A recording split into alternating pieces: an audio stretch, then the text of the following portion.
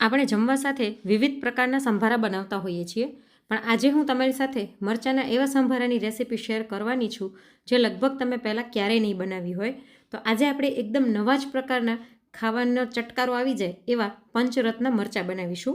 Video પસંદ આવે તો વિડીયોને એક લાઇક કરી ચેનલને સબસ્ક્રાઈબ જરૂરથી કરી નાખજો. તો ચલો વિડીયોની શરૂઆત કરી દઈએ.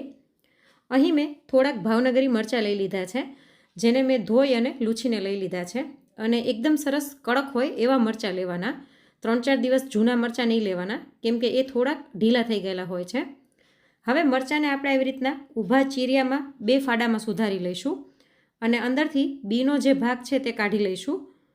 તમને જો એકદમ તીખા મરચાં ગમતા હોય તો તમારે આ બીનો ભાગ ન કાઢવો હોય તો તમે રહેવા દઈ શકો છો. અને અહીં હું નીચેના ડીટિયા એમને રહેવા દઉં છું, જેથી મરચાં પકડવાની મજા આવે. પણ જો તમારે ડીટિયા કાઢી અને આપણે જેમ રાયતા મરચાં કરીએ એવી રીતના ચીરિયા કરવા હોય તો એવી રીતના પણ કરી શકો છો. પણ હું આને આવી રીતના 2 ચીરિયામાં સુધારું છું.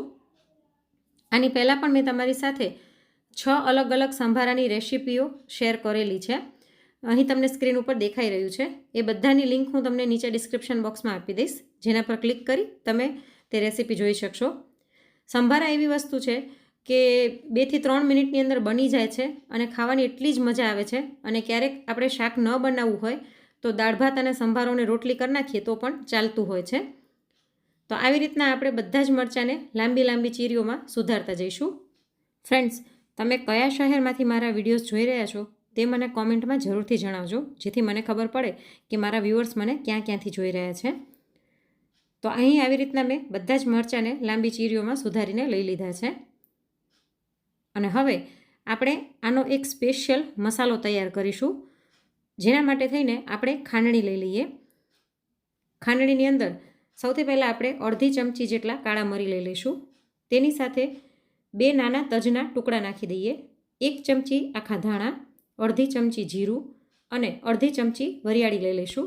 અને આ બધાને આપણે અધકચરા ખાંડી લઈએ. આનું ટેક્સચર આપણે અધકચરું જોઈએ છે, એટલે આપણે આને મિક્સરમાં ગ્રાઇન્ડ નહીં કરીએ તો જ આનો સરસ ફ્લેવર આવશે. તો જો અહીં મેં આને અધકચરા ખાંડી લીધા છે. તો આ 5 વસ્તુનો ઉપયોગ આપણે આ મરચાંના સંભારામાં કરવાના છીએ, એટલે આ મરચાંનું નામ મેં પંચરત્ન મરચાં એવું રાખ્યું છે. તો હવે આપણે આનો વઘાર કરીશું. કડાઈની અંદર 1 ચમચી જેટલું તેલ લઈ લઈએ. તમારો સંભારો વધારે હોય તો તમે તેલનું પ્રમાણ વધારે પણ લઈ શકો છો.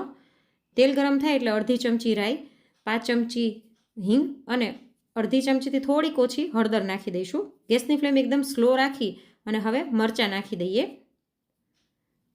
અને પહેલાં આપણે મરચાંને આ વઘાર સાથે સરસ આમ કોટ કરી લઈશું.